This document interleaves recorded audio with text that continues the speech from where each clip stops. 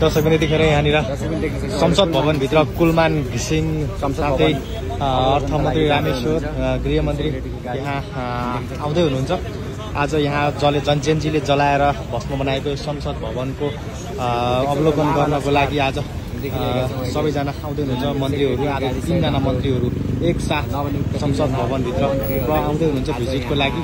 त्यसरी प्रहरीको सुरक्षाको घेराको बीच आउँदै हुनुहुन्छ।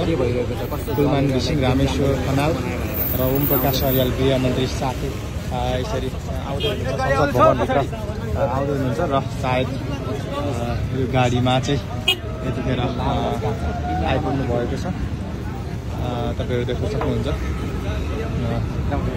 भित्र प्रवेश भइसकेको छ। यतिखेर संसद भवनभित्र सबै प्रवेश तपाईहरु देख्न सक्नुहुन्छ र आज संसद भवन जलेपछि यस्तो अवस्था छ। आज जलेपछि पहिलोचोटि आज मन्त्रीहरूको अवलोकन हुँदैछ संसद भवनभित्र।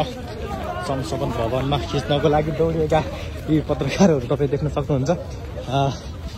संसद भवनमा आज कुलमान घिसिङ, अर्थमन्त्री रामेश्वर खनाल, गृहमन्त्री ओम प्रकाश अर्याल आउनु भएको छ।